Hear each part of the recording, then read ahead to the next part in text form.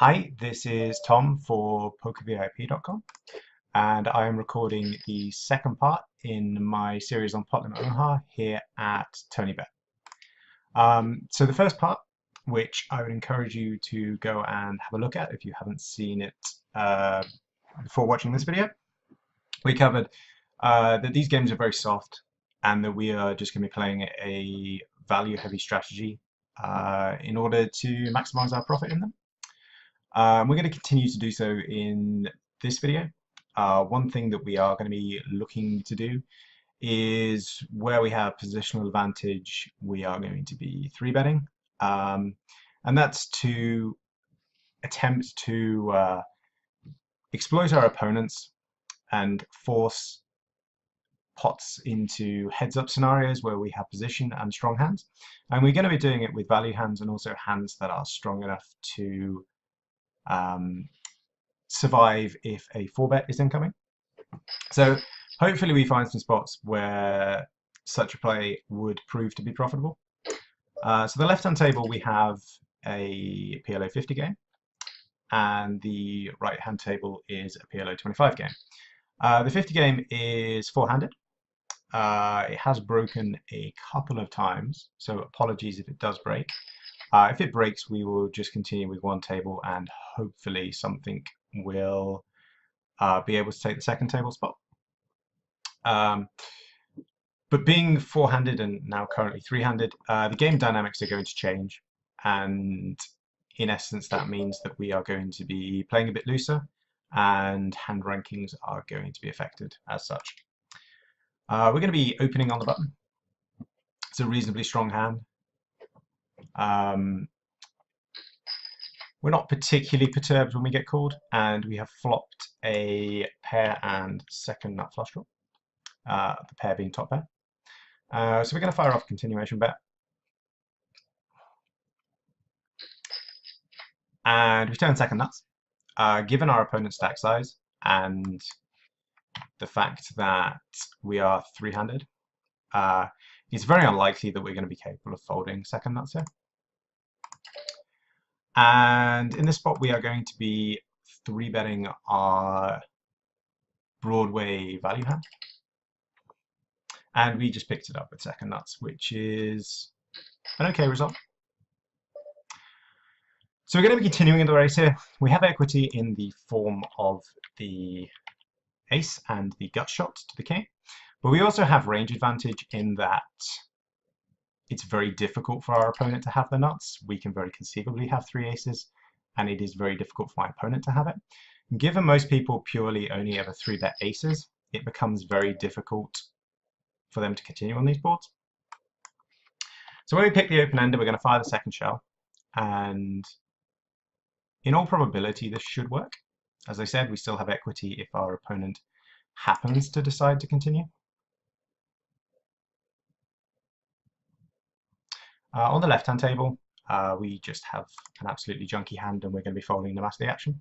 And our second street gets through here. As I said, it's not entirely impossible that we had the best hand anyway, but given that we effectively have range advantage against an opponent who has capped his range by calling pre-flop, in a spot where the average population is 3-betting aces and aces alone, it's very useful for us to effectively use that as a bluff or a semi-bluff by using our own ace in effectively repping the nuts. And the fact that we have an ace ourselves further reduces the chance that he has 3 aces because we are using a blocker there. So it's a nice little pot there. Really the only hand that, or the only hands that can continue there are potentially 3 queens, and even that is going to get a bit troublesome on the turn, and certainly the river if I fire the third shell, which I was fully intending to do so. Ace queen is potentially a better hand to call down with, purely because it blocks the aces. That said, even that versus 2 and 3 barrels against what would be a very polarized range that I'm repping would start having serious concerns about whether I just had 3 aces. In order for them to be able to call profitably, I have to have a very, very balanced range there. And given very few players here are either aware of who I am or how I play, is going to take quite an assumption that I'm going to be balanced enough to justify calling down with weaker sets and certainly two pairs there. So it becomes a very useful bluff that we can use. On the left-hand table, it's now a six-handed table. So touch wood, I'm hopeful that it should stick around for the 30 minutes that this video will take.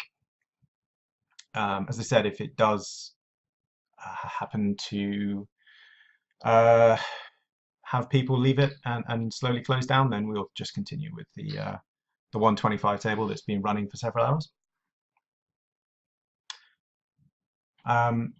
So as you see, we've been playing off camera a fair bit. I've been playing this table for around an hour now. We managed to double our stack up, which is a nice little result there. It does mean that there are now 4 of us who are very deep on this table. Demolition is also playing the 50 table, and he is a fairly competent player. We're going to be opening our connected Broadway-ish hand, and on the right-hand table, when we have 4 of the same suit, even though it is fairly strong in terms of Broadways, we are just going to be folding.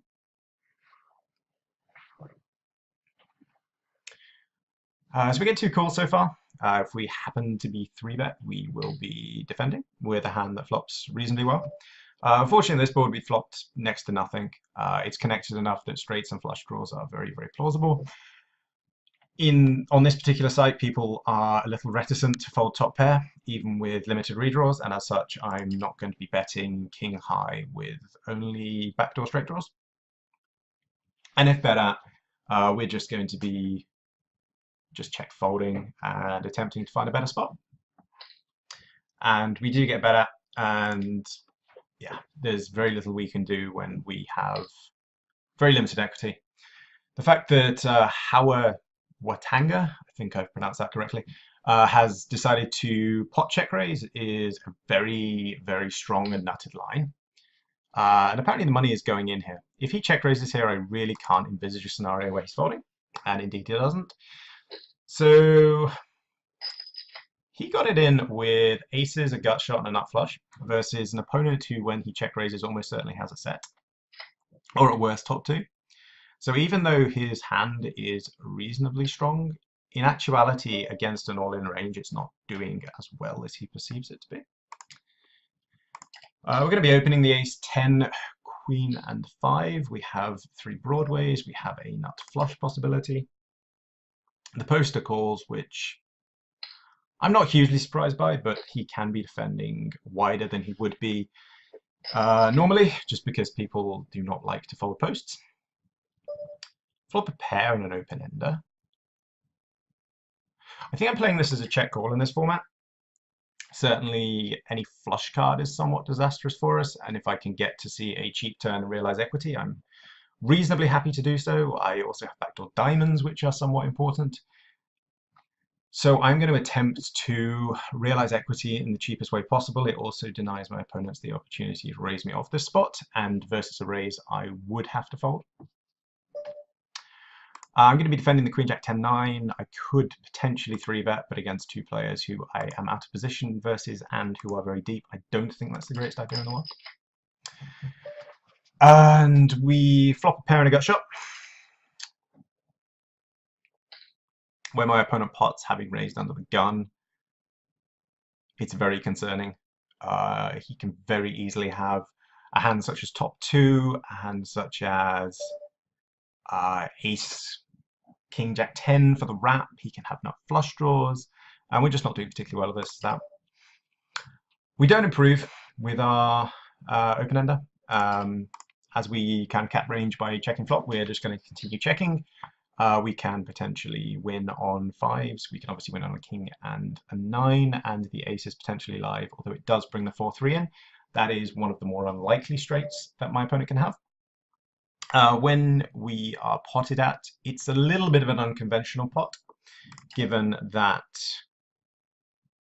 my opponent check flop. That being said, I do only have an open ender and third pair, and I am going to be folding it. And one thing you see on the right table, which you can see on quite a few Tony Bet tables, is that you have the option of posting straddle. G1 Mare is a player who has exercised that option a reasonable number of times. So it basically means it's an extra blind for those of you who are unaware, and as such, the blinds become 10 cent, 25 cent, and 50 cent.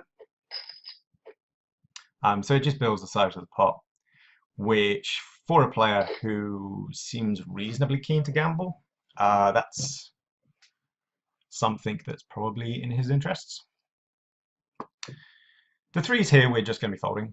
It flops particularly badly, and being out of position, it's somewhat disastrous for us. And likewise with the deuces. Even though we're on the button, and we should be opening wider on the button, if hypothetically it was folded around to us, deuces are just not going to be of a sufficient strength, and certainly when we don't have any form of nut flush possibility going along with them. So we're just going to find a pretty easy fold. Interesting that the player to my left, whose name I'm not even going to attempt to pronounce, is attempting to isolate against a very, very deep stack. When playing out of position versus a very deep stack, that can get enormously challenging. But it seems to be an option he's happy to take. We're going to fold versus the limp with a very, very raggy hand. G1 Mare has decided to pot raise, and there is now an overcall as well. When the player to my left has reclicked, he's basically repping 3 kings, and there's very little he can have other than that, with the possible exception of ace queen 10 with a nut flush draw. And I would imagine Kavazi is probably folding, given he didn't reclick. That is quite light for my opponents to get it in with. Aces and the nut flush draw is certainly a strong hand. But against players that are pot raising is not necessarily as strong as possible. That being said, he did get it in extraordinarily good versus an opponent who got it in with the second nuts and a straight draw, in a spot where he is almost certainly against either the nut flush or a set, or potentially both. But that does illustrate my point that the site is reasonably soft, and that players are more willing to stack off than they would be in other sites. The sixes, certainly as a button open, I think in cutoff I can just about get away with it in this format. Going to be folding the left-hand table. Unfortunately, we have been somewhat card dead. But in those instances, it's absolutely fine for us to just fold and find better spots. On the right-hand table, being unable to steal the button is mildly frustrating. And having a short stack who is calling and not 3-betting is indicative of him being almost certainly a weaker player. But we do have to play somewhat honestly versus a player who is quite short. When we flop top pair and the nut flush draw, we are going to be continuing. I'm blocking top set, which is very advantageous, and I have redraws to the nuts myself. If I'm raised, I'm just going to be calling. I'm not especially keen to attempt to get 250 to 300 big blinds in with one pair hand with redraws. Going to be opening the queens. Reasonably strong hand. I've also been quite tight, so I should get a reasonable amount of respect. And being tight in the 50 game is not really through any plan as such. It's merely a result of the hands I've been dealt with. 30 minutes is quite a small sample size for any video. So sort of showing 30 minutes of action doesn't necessarily show what a traditional VPIP or PFR would be. Hopefully over the 4 videos of 2 hours you'll get a far better idea. Going to be 3-betting the kings and jacks when they are double suited. I think if I'm not 3-betting a hand this strong, I'm probably not 3-betting anything. And the intention is to be able to continue on a decent number of flops. When I have top set and blockers to the straight, I am going to be continuing. It makes it less likely that my opponent has the ace-jack or the jack-9. The ideal world would be that he has 3 queens, 3 tens. He certainly can have nut flushes. He can have some 2 pairs. I can redraw to the straight with an ace or a 9 of my own. I get raised. This is somewhat concerning. going to play it as just a call at this point, and I turned pretty damn good. The only possible exception is obviously if my opponent has quads, which if it happens, it happens, I think. I think a good number of straights are actually going to check back here. And I don't want to allow them to exercise that option, so I'm going to go somewhat small to try and keep draws involved, but it's still large enough that I can pot shove river.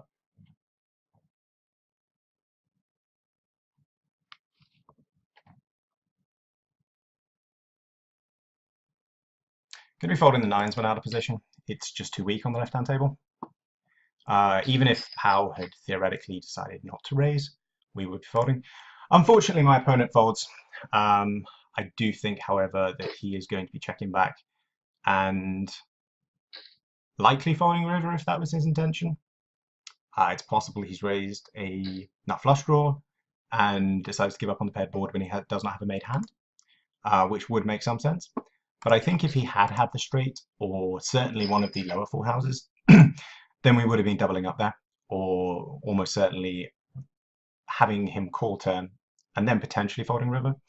But it is the best way I can possibly get both streets. Apologies for the connection momentarily.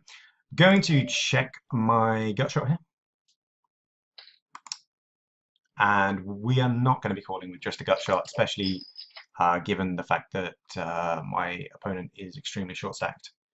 And the stack to pot ratio is heavily not in our favour. PLO is a game of draws, and even open-ended straight draws are not necessarily strong enough. We're wanting 13 card wraps, 17 card wraps, and straight draws with flush possibilities, preferably of the nutted variety. Just naked gut shots and the like, weak flushes is essentially just going to be chasing bad money. And we touched in the first video about chasing weak flushes and the possibility of the reverse implied odds and the potential for it to cost us a lot of money. And that's certainly something to be mindful of. The ace king nine deuce I'm going to open on the button. Unfortunately, I think on the left-hand table I'm having to wait for the big blind again due to the disconnect. So apologies for that. We will be back on that table in a couple of seconds.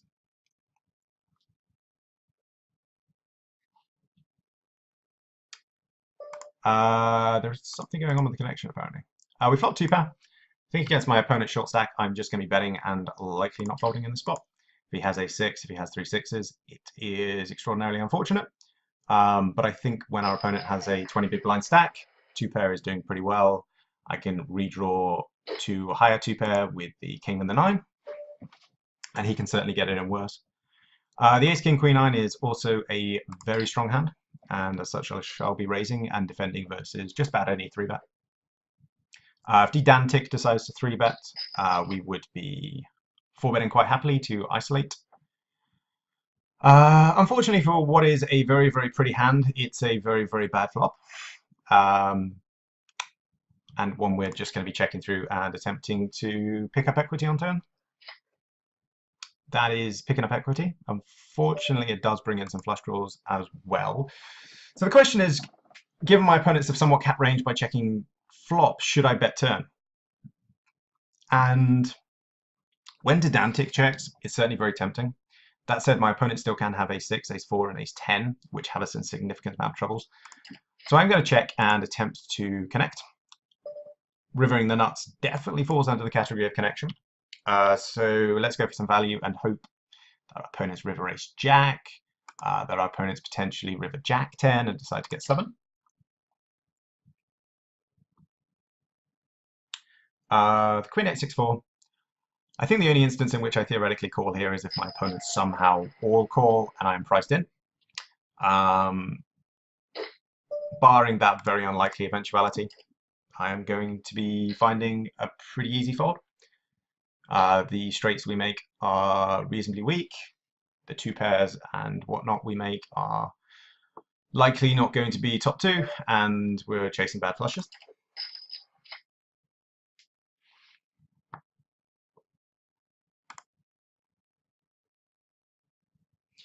This is a reasonably coordinated board. And it's also a board that is unlikely to help the original raiser under the gun. Unless he's raising hands like pretty much precisely Jack 10, 9, 7 type rundowns, this really doesn't connect with his range. He can have nut flushes, but he doesn't have any really large draws. The 10 is actually a card that significantly should have helped Howard Tanga, and the fact that he checks back is very puzzling. It completes so many straights and two pairs, and especially if Frozen Froggy checks and shows weakness. I'm really surprised to not see the opponent position try and apply some pressure.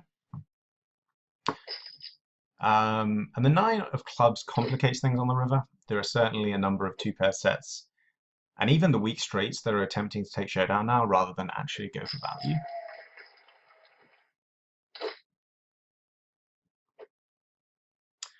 And he shows up with the Jack 7, which is, yes, one of those hands that would theoretically check. And as I said, my opponent had the, I believe, second nut flush draw there. So as I said, it's very difficult for him to actually connect with that board in any way other than the flush draw. So when the flush draw misses on the turn, it leaves him in a very, very vulnerable situation. Weak queens out of position, I am going to be folding if they were more connected, something along the lines of Queen, Queen, Jack 10, Queen, Queen, 9, 8, something along those lines. Then it's a significantly stronger hand, but the 5 and the 3 basically means it's two Hold'em hands stitched together, and the very disjointed nature of it greatly detracts from its playability. So again, even though we are playing a 50 game, we're still seeing limping. We're still seeing some questionable hands being shown. For example, the Jack 7 hand, I believe he had Jack 7, 4, 3 and defended versus the UTG range, which is very unusual. Apologies while my mouse decides to have a minor hissy fit on this occasion. Perils of a wireless mouse. But I am recording this live, so little annoying things like that can happen, and you have my apologies for them.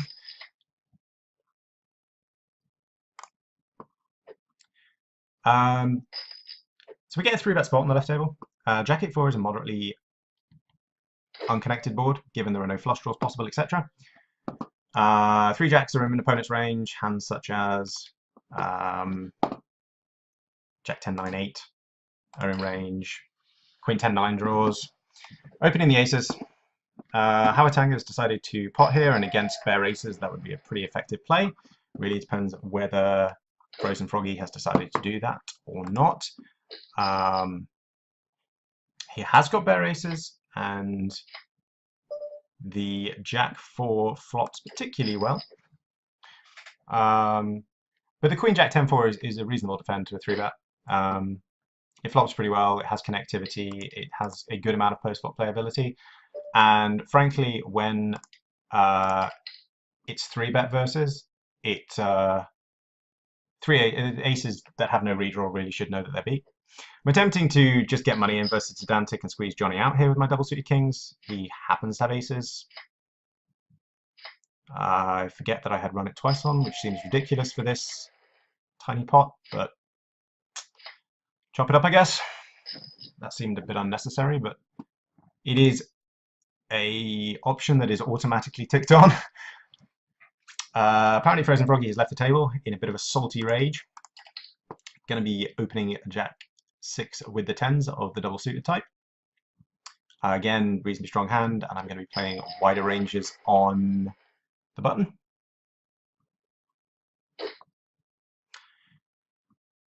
Jack 10, 7, 3 potentially falls into range as well, although when my opponent raises, it no longer does. It falls into an opening range, much like Hold'em or any other form of poker. Calling ranges are going to be tighter than opening ranges. Didantic is apparently going to attempt to get money in. It's almost certainly going three-handed. So he will either triple up or bust and need to rebuy, which, to be honest, given his stack size, is not exactly the worst outcome possible. So we see that Cavaze has left the 25 table and jumped up to the 50. And Demolition is playing both. As I said previously, Demolition is a competent player on this side. That seems like a loose open on the button, but still reasonable given it was button. The Ace King 9 6 we're going to open. I'm very puzzled why Didantic didn't just rebuy to begin with if he actually had money in his account. It seems very puzzling to be playing a tiny stack with all that money behind. In general, if you have the option to rebuy, and you have enough buy-ins, then exercise it. This is a pretty disastrous flop. It really conceivably doesn't hit my range with the notable exception of 3 10s, which I don't have.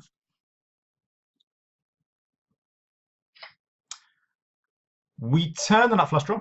The problem is that 3 10s have also occurred, and given I've checked flop, I've kind of capped my range to such that I can't have a 10 that often here. So I'm just going to check, try and realize equity. If I happen to hit the flush and action got checked round, we will bet for value and theoretically fall to a raise, because I believe that weaker flushes would never raise river and only 4 houses would, but we will get to that situation if it happens. So there's now 10s on board and I have ace high. Very possible that Poker Sully just has a pair here, to be honest.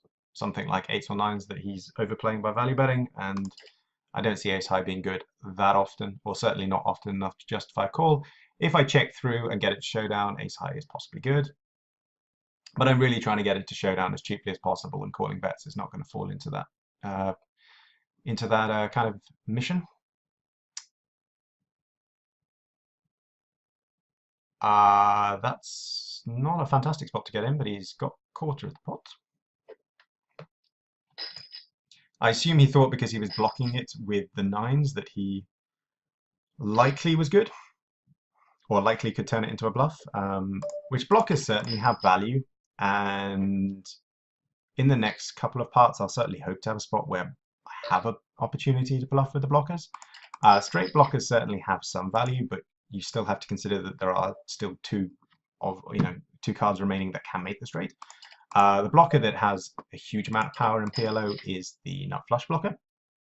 For obvious reasons, it prevents your opponent from having the nuts, and just essentially you can apply a lot of pressure as if you had the nut flush. When check round, we're going to bet our gut shot and nut flush draw. Neither opponent has shown much sign of strength, and I'm going to bet river here. Really, when he checks river, the best hand he can have is 2-pair. I do block queen 9, and we do get it through, which is a nice small pot, getting the job done. Score 1 for the good guys. Every small pot counts. And as you can see, sort of just picking up small pots like that have meant that our stack has grown to nearly 300 big blinds, which in any game is a pretty good return on your initial investment. The left-hand table, unfortunately, we just haven't really had any value spots. Certainly in a half-an-hour session, that can happen. And I think the part 1 of our video, there was certainly one table that was significantly more profitable than the others. Again, such is poker. Of any variety, really. If you think of any time that you've multi-tabled, there will be tables that you win on, there will be tables you break even on, and there will be some tables you lose on. And that individual table is not going to tell the full story, and that individual table will not define whether you're a winning or a losing player. But yeah, hopefully we can have a upcoming part where both tables we get some nice value spots on. On both tables we can attempt to extract as much value as possible. So I'm going to sit out the next big blind on both of the tables. That should take us up to the half-an-hour point, give or take a couple of minutes either side. That actually looks like it is the last hand on the left-hand table, actually. Oh no, we have one more. Well, it's not a good hand anyway. The Jet 10, 8-6. Given this is a 500 table, because our player here is sitting out, we can open the cutoff here. It flops reasonably well, so I will be defending a 3-bet. If it comes to poker as solid, it gets a little more complex just because the stack to pot ratio is altered. This is a curious spot, given I have more aces in my range than my opponent does. I do have a gut shot, I do have a pair. My opponent has shown to be reasonably weak, so I am going to fire 1. This is as a bluff with just happens to have a couple of outs. If my opponent happens to call, we're just continuing on cards that improve us. As it is, we just pick it up. And I'm not going to be playing 3 aces, especially under the gun. I got excited there, I saw some aces, and then I saw there was more than more than 2 of them. Okay, well, that is going to wrap up the second part of my series on Pot Limit Omaha here on Tony Bet.